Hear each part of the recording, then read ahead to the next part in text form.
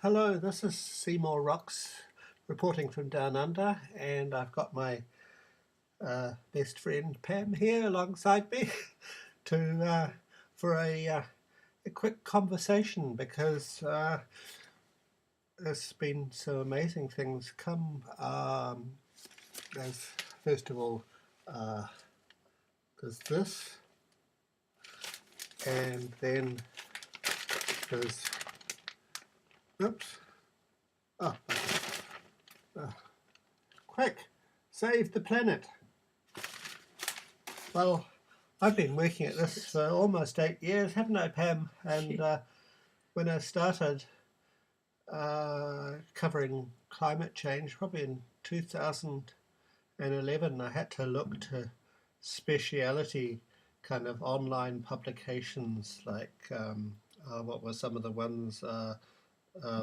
Think Progress and Desdemona Despair, and then of course there was Arctic News. Sam Karana came a bit later on, and of course Guy McPherson. And then that sort of changed, didn't it? Do you remember this? So then you'd get headlines in the media saying such and such was faster than expected or sooner than expected, and now in the last I don't know how many months. The media right across the board seems to have hit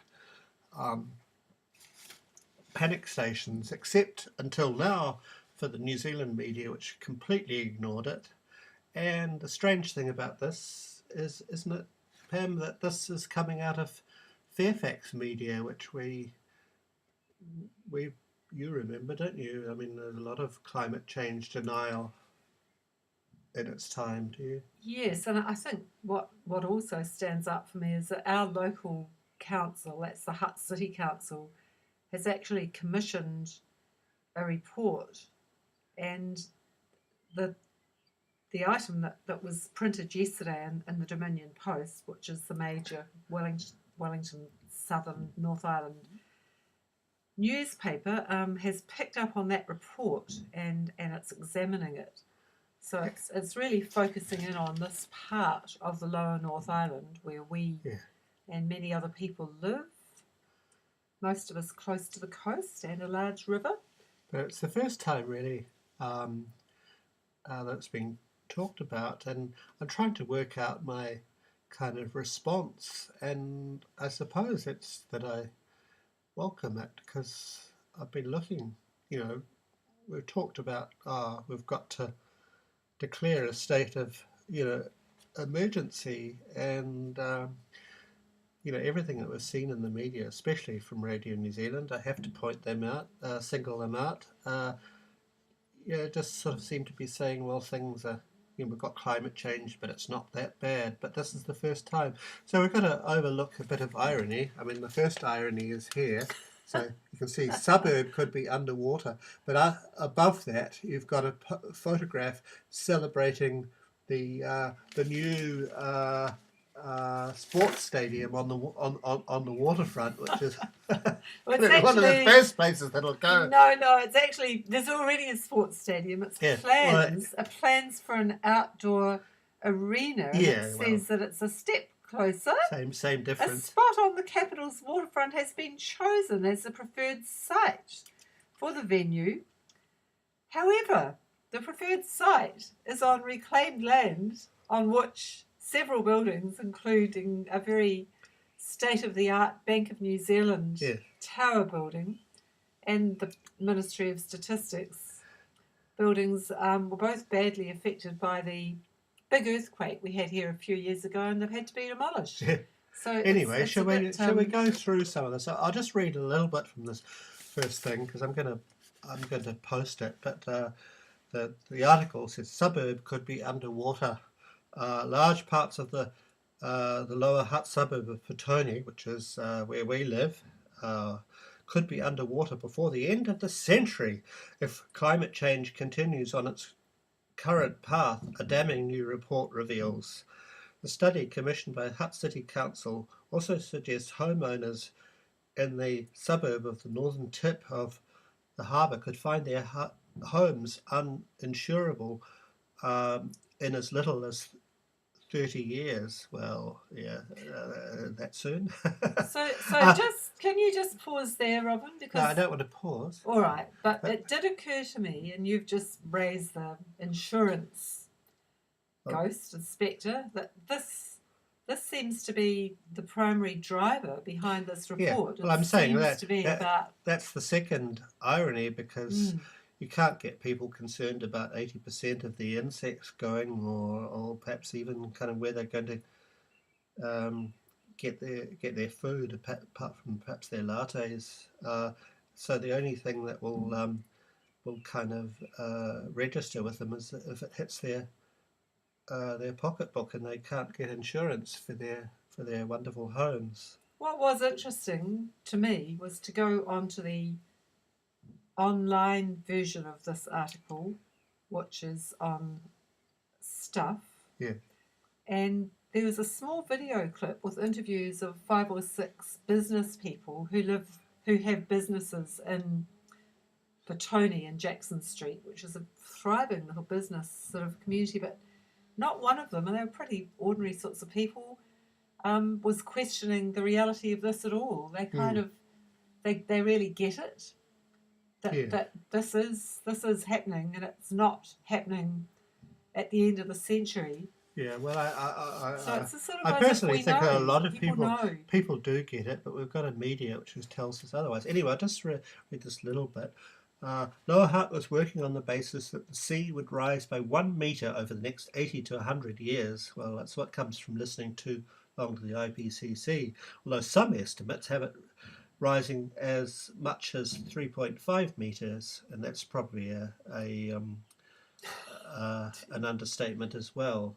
So the council is consulting on what could be done and who should pay the cost of potential solutions such as a seawall or relocating communities. So, well, at least they're talking about it, I suppose. It's really positive, especially as the Climate Change Advisory Group, which was set up, I think, 2 years ago, along with several other sort of community consultation groups to consult with the council and provide advice. They were wound up last year, like Yeah, no more meetings, and so we all thought, oh well, that's the end of that. But who knows? Perhaps our thinking contributed to where they've got to on this issue, yeah, or a change of because government. there seems to have been Yeah, pretty much blanket, just mm, not people not really willing to go yeah, there, or it always seemed rather theoretical, out yeah. there. But this is Anyway, really quite. I thought I'd read this editorial because that was the interesting thing. Because this to me was the closest we've got to some sort of a climate manifesto that's been put out in the media or government or whatever. So, and then we'll perhaps discuss some of it as we go. So it says, "Quick, save the planet," and it's by the editor-in-chief, Patrick Crutzen. Despair isn't the worst reaction to climate change. Complacency might be. Under an avalanche of foreboding news, sea level rises, melting ice sheets, accelerating species extinction, heat waves, ocean acidification, despair comes naturally.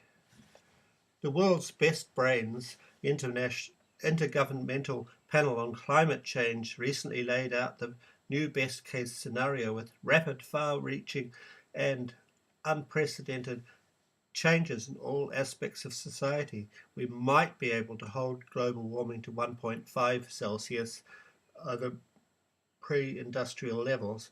Well, we'll ignore the fact that actually it's probably over that now. It's probably about 1.75 degrees already over pre industrial levels.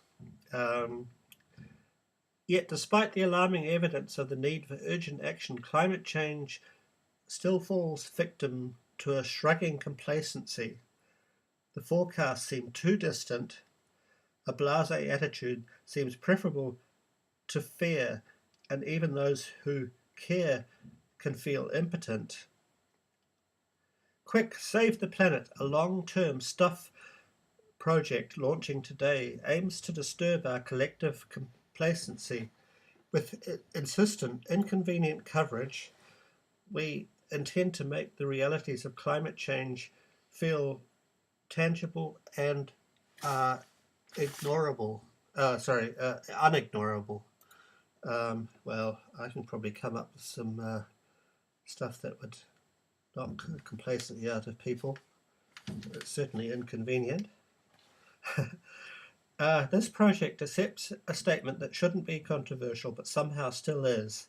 Climate change is real and caused by human activity. Mature adults can disagree about the impact of climate change and how we should respond. We'll feature a wide range of views as part of this project, but we won't include climate change skepticism. Including denialism wouldn't be balanced. It would be a dangerous waste of time. Well, I should try telling the BBC that. The experts have debunked denialism, so we'll move on. I'm not speaking from the moral high ground. I'm a middle-class hypocrite. I'm worried about climate change, but my family drive 2 cars and you won't catch me on a bike. I eat meat daily and I love international travel. I've been too deaf to the warnings of the Cassandras, and like many Kiwis, I need help navigating the required change. New Zealand's unique emissions profile, heavy on the methane, courtesy of all those cows, presents its own challenges. In some circles, there's debate over whether the need to reduce carbon dioxide emissions trumps methane emissions. That can't be an excuse for inaction. The IPCC says to have any hope of keeping rises to only 1.5 degrees Celsius, deep reductions in methane emissions are required on top of carbon dioxide emission reductions. So we might need to point out to our international audience our deep dependence on dairy and cows burping out copious quantities of methane, don't we? And yes, and eating copious amounts of palm oil, palm kernel. yes, the palm oil is a Yeah. whole other. Anyway, I'll go on. For some, climate change might even hold a secret appeal based on the naive notions of gentler winters and more languid summer beach days. That fails to count the social, economic, and political costs of climate change. Well, guess who's guilty of that? You know, every time there's a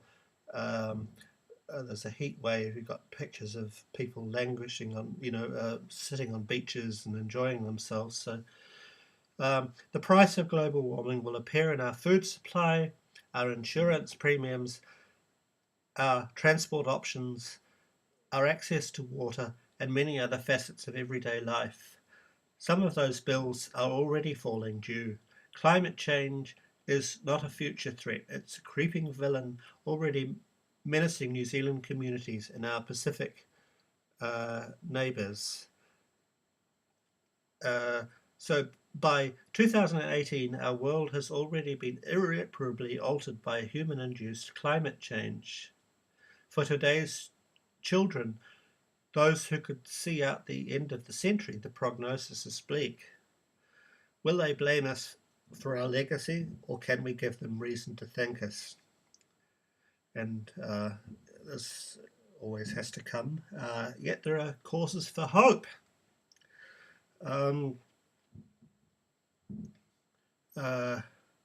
Many New Zealanders, scientists, environmentalists, business leaders, farmers, technologists, activists, already have dedicated themselves to solutions. Our politicians are at the point where a productive cross-party consensus isn't inconceivable. Climate change has to be at the foreground of the national conversation. Quick Save the Planet will contribute through original journalism and providing a platform to amplify healthy debate. Will report the latest science on the local impacts of Climate Change catalogue the tools available to mitigate the causes of climate warming, examine how people, communities, businesses, and governments are adapting, and discuss how individuals can make a difference, even those middle-class hypocrites like me. Solving climate change, or at least averting cataclysm, isn't as simple as planting more trees, eating less meat, and swapping your car for a lime. Um, Individuals can make a difference and inspire a ripple effect of change, but considering the scale of the problem, that won't be anywhere near enough. We need systemic change that shifts communities, companies, and countries. The classic Kiwi, she'll be right attitude won't serve us here. Without urgent and comprehensive action, she won't be right. It's past time to agree that we need to act quickly to save the planet. Well, what did you make of that when you read it? Oh, I absolutely welcome it, and I Yes. think that's right. It's the systemic change, but it's massive, and no, I think it's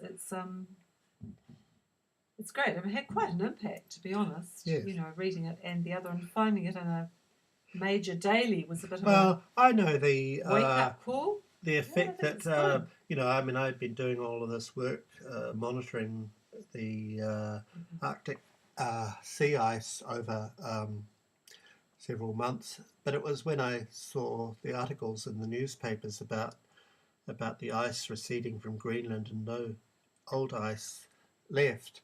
I mean, that just knocked me for six. You know, somehow seeing it in the media. You're right. Hey, seeing it in a newspaper, because I read lots of stuff Yeah. online more often than not, but actually there was something about getting the major daily that goes out to the whole lower North Island, the upper south, and thinking, you know, there's sort of a lot of pulling power there. And the good thing is, it's also online on the Stuff website, because, you know, for people who go there, and the stuff there is accompanied by more visuals, far more visuals than you've got in here. Well, I have to work a wee bit with my own kind of cynicism, because I can sort of, you know, I can pull this article apart, you know, no problem. I mean, it falls way short of what is needed to see things as they are. And they quote the IPCC, what has to be one of the most conservative bodies on the planet. But then at least they're doing what I've been complaining that they're not doing. They are actually talking about it. Yeah. And the strange thing is it's not coming from a kind of what used to be a sort of lefty source, you know, the Radio New Zealand. It's coming from the conservative kind of pro-business, blah, blah, blah, Dominion Post. That's right. In fact, I mean, that paper wasn't one of the most more enlightened of the dailies. It was pretty... No, well, we both remember very conservative, to the put it days mildly. when you know, they'd do a brief kind of report on what was called in those days the greenhouse effect, and then to balance it out, they would do a whole page article from someone who used to work in the coal industry, sort of, you know, debunking the whole thing and saying what a load of nonsense it was. So that was the official sort of editorial position of the Dominion, you know, back in say 1990. I mean, getting this systemic change is going to... I think that's to me is the big crunchy thing, because it requires a real willingness to shift thinking, examine assumptions. You would never, if you ran a ridiculous proposal like the one on the front of this paper to put a huge arena on, you know, reclaimed land on the waterfront, if you ran that past, you know, climate change was one of the criteria, climate change risk, it would never get the green light. So it really will now take that kind of thinking, all of which I have to say is outlined brilliantly well by the Parliamentary Commissioner for the Environment, both the former, Morgan Williams, and then the one following, Jan Wright. And there's a very good person in there, now too, and Simon Upton. So I think we can probably look to them for some, pretty good reporting. Yes. It's But a wake up call, though, isn't it? I know, but A wake up this call. article should have come 30 years ago, Yeah, but it and hasn't. it didn't. It hasn't. It's come now. And so, what do you tell people on the street? I mean, the evidence is there, and I believe it that we don't really have a future. There's no certainty in that. I mean, well, you have daring and sympathetic conversations with people, because yeah. I've talked to people in all sorts of situations, even in the grain shop this morning when I went to get some stuff for the chooks, and I think people do get it. It might be out there a bit somewhere else, but and even on looking at our own sort of weather, how it is. and the situation of the river, and a lot of people do sort of get it. We have I'm just going to put in a little plug for Transition Towns in our hut, which is as many listeners will know, Transition Towns is a really exceptionally good model for navigating our way through the change, through the huge change. And so a small group of us are, really on board and getting our own hut transition towns back up and running. And that's one thing. It's actually making sure that there's sort of information and there are opportunities out there for people in our communities to get together, because you can be very overwhelmed with all of this. Yeah. I think it's personally I find it very overwhelming reading both of these articles. They really did have quite an impact. Yes, I'm both overwhelmed and underwhelmed at the same time, and I mean, my position has been and continues to be that the evidence that at the very least we're going to see a collapse of human civilization, and with catastrophic results. But at the same time, I really welcome this, and I suppose it depends on the emphasis. If the emphasis is on the sort of what I would describe as hopium, then I'll oppose that right to the end. But if they're telling people just how serious this is, people will start to learn that they're going to lose the insurance on their houses. That will change their minds fairly quickly. Shall we anyway sort of round it off now? Yes, I think so. Tea after that. I don't know about you. Yes. Well, we need something. So thank you for taking part in this, and I think we'll just we'll leave it at that for the time being. Okay, thanks. Bye.